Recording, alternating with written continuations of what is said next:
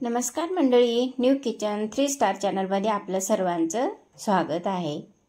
आज आपण एक नवीन रेसिपी करत आहोत, ते म्हणजे तांदळाची दूध खीर। बघा, अशा पद्धतीने मी डेकोरेशन करून घेतलेलं आहे। त्याच्यावर ड्रायफ्रूट्स वगैरे टाकून घेतलेले आहेत। चला मग आपण रेसिपीला सुरुवात करू। एक प्लेट घेतली, प्लेटमध्ये काजू 5-6 काजू घेतले, पिस्ते घेतले आणि खोबऱ्याचे काप करून घेतले। अशा पद्धतीने हे सगळं कट करून घेतलं, बारीक करून घेतलं आणि मी आता हे एका मिक्सरच्या भांड्यामध्ये घालून घेते। बघा, अशा पद्धतीने हे मिक्सरच्या भांड्यामध्ये मी हे सगळं साहित्य घालून घेतलेलं आहे आणि आपण आता ह्याला असं ओबडधोबड ग्राइंड करून घेऊ। बघा, अशा पद्धतीने मी हे ग्राइंड करून घेतलेलं आहे। बघा, अशा स्टेजमध्ये ह्याला ग्राइंड करून घ्यायचं। म्हणजे जास्त बारीक पण करायचं नाही, जास्त मोठंही ठेवायचं नाही। आणि आता आपण हे जे तांदूळ भिजू घातलेलं होतं ना, हे तांदूळ पण लगेच आपण मिक्सरच्या भांड्यामध्ये काढून घेऊ।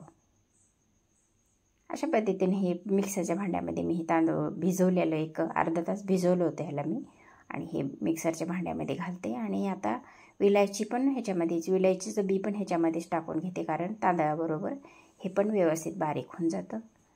आणि आता हे पण ग्राइंड करून पेस्ट करून घ्यायची। बघा, अशा पद्धतीने ह्याची पेस्ट झालेली आहे। अशी पेस्ट करून घ्यायची। बघा, अशा पद्धतीनं एक जीव तांदूळ मिक्सरमधून काढून घ्यायचं। अशा पद्धतीने ही पेस्ट मी करून घेतलेली आहे। बघा, अशी पेस्ट करून घेतली आणि आता गॅसवर मी एक कढई ठेवली आणि त्या कढईमध्ये मी 2 चमचे तूप घालून घेतलं। अशा पद्धतीने हे तूप मी गॅसवर गरम करून घेतलं आणि आपण जे ग्राइंड करून घेतलेलं होतं ना, ते काजू, बदाम, पिस्ता आणि खोबरं, त्याची जी ओबडधोबड पेस्ट करून घेतलेली होती, भरडा करून घेतला होता त्याचा, तो ह्याच्यामध्ये मी घालून घेतला।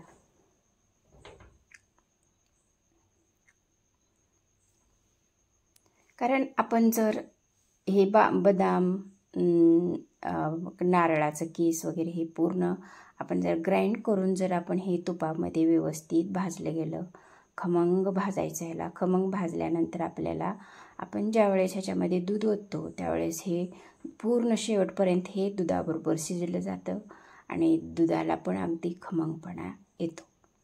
त्यामुळं आपण हे अगोदरच हे थोडंसं ग्राइंड करून घ्यायचं आणि आपण ह्या तुपामध्ये व्यवस्थित खमंग असं गुळदाव असं भाजून घ्यायचं।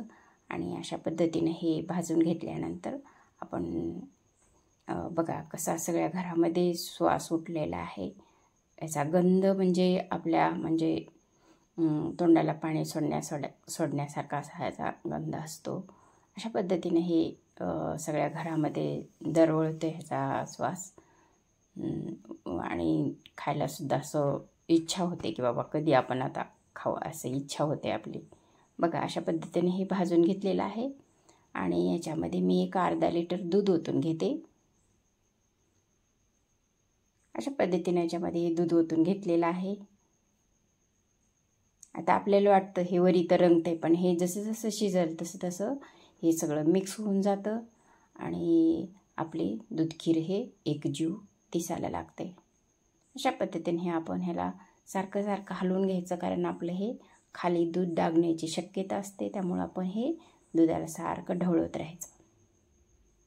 हे सारखं ढवळून आपण त्याला एकजीव करत राहायचं।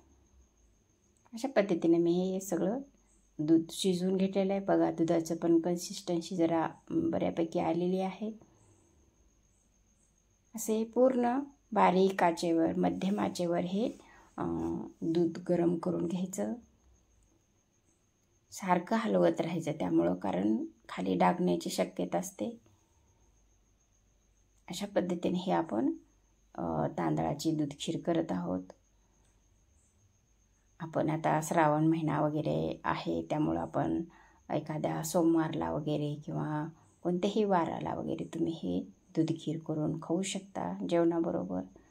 आपल्या जेवणाची पण शोभा वाढू शकते ह्या दूध खिरीनं, आणि जेवणाला पण टेस्ट येते, जेवणाची पण चव वाढली जाते ह्या दूध खिरीनं।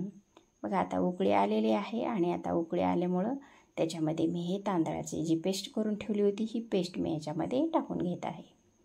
कारण दूध गरम करूनच ह्याच्यामध्ये तांदळाची पेस्ट टाकायची, नाही तर आपलं दूध फुटण्याची शक्यता असते. त्यामुळं आपण दूध केव्हा पण गरम करूनच दुधामध्ये हे तांदळाची पेस्ट टाकायची.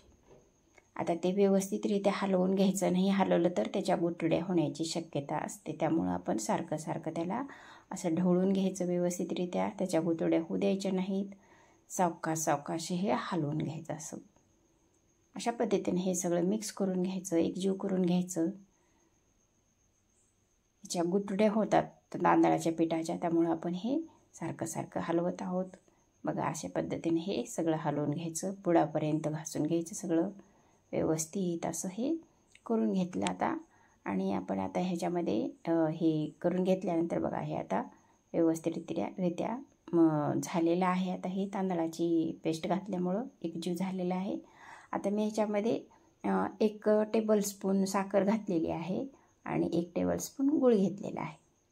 आता हे दोन्ही मी ह्याच्यामध्ये घालून घेते. दूध मी खिसून घेतला, बारीक करून घेतला आणि ह्याच्यामध्ये मी घालत आहे. आता ह्याला पण मिक्स करून घ्यायचं व्यवस्थितरित्या. अशा पद्धतीने हे मिक्स करून घ्यायचं. बघा त्याचा कलरसुद्धा आता चेंज होत आहे. गूळ घातल्यामुळं असा बदामी कलर आला ह्याला, आणि गूळ घातल्यामुळं आणि साखर घातल्यामुळं दोन्हीच मिक्सर केल्यामुळं दूध खिरीला खरंच अगदी काय आपलातून खमंगपणा येतो, चव येते. तुम्ही अशा पद्धतीनं करून बघा, तुम्हाला पण आवडेल. आवडले तर कॉमेंट पण करा आणि मला सांगा. बघा एकजीव झालेली आहे, आता घट्टपणा आलेला आहे आपल्या दूध खिरीला. अशा पद्धतीने ह्या वस्तू आपण ह्याच्यामध्ये त्या स्टेजला घालून घ्यायच्या आणि ह्याला बऱ्यापैकी गरम करत राहायचं. बघा आपण सुरुवातीला काजू बदाम याची पेस्ट करून घातल्यामुळं आपलं शेवटपर्यंत हे या दुधामध्ये शिजलं जातं आणि खाताना खरंच आपल्याला खमंगपणा येतो. आता मी दुधावरची साय त्याच्यामध्ये केसर घालून घेतलं होतं. 1 अर्धा तास मी त्याच्यामध्ये मिक्स करून ठेवलं होतं आणि ते घोटून मी ह्याच्यामध्ये टाकलेलं आहे. बघा त्याचं पण थोडंसं वेगळेपणा दिसून येतो, कलर पण चेंज झाला त्याचा बघा थोडासा. अशा पद्धतीने हे ढवळत राहायचं व्यवस्थितरित्या, शेवटपर्यंत ढवळत राहायचं, सारखं सारखं ढवळत राहायचं. कारण आपण जर नाही ढवळलं तर त्याला खाली डागण्याची शक्यता असते. त्यामुळं आपण सारखं सारखं ह्या दूध खिरीला ढवळत राहायचं. बघा आता मी शेवटी तूप टाकलेलं आहे 1-2 चमचे, कारण आपल्या दूध खिरीला त्याचं जे टेक्स्चर असतं ते चमकदार, अगदी सुशोभित दिसावं असं चमकदार दिसतं तूप टाकल्यानंतर, आणि खायला पण आपल्याला छान लागतं हे तूप टाकल्यामुळं दूध खीर. त्यामुळं आपण शेवटी 1-2 चमचे तूप टाकून घ्यायचं. अशा पद्धतीने मी हे सगळ्या इन्ग्रेडियंट घालून घेतलेल्या आहेत आणि आपली दूध खीर आता बऱ्यापैकी झालेली आहे, झालीच आहे पूर्ण. बघा अशा पद्धतीने हे दूध खीर मी करून घेतली. तुम्ही पण करून पहा. बघा करून खाऊन पण पहा. अशा पद्धतीने ही दूध खीर झालेली आहे. बघा त्याला आता घट्टपणा आलेला आहे, कन्सिस्टन्सी अगदी म्हणजे एकजीव झाल्यासारखं आपल्याला दिसत आहे. आपली ही दूध खीर झालेली आहे. आपण ह्या पातेल्यामध्ये आता काढून घेऊ. माझे जर व्हिडिओ तुम्हाला आवडत असतील तर लाईक करा, शेअर करा आणि कॉमेंट करत चला, कारण जेणेकरून मला हे माझ्या म्हणजे माझ्या ह्या ज्या काही रेसिपी आहेत ते मला कशा होतात ते समजल्या जातात. त्यामुळे तुम्ही मला कॉमेंट करत जा. अशा पद्धतीने ही माझी रेसिपी झालेली आहे आता शेवट. आणि तुम्ही बेल आयकॉनला पण क्लिक करा, जेणेकरून तुम्हाला नोटिफिकेशन येईल, आणि सबस्क्राईब करा. अशा पद्धतीनं माझ्या रेसिपीला कॉमेंट करत चला. Thanks for watching.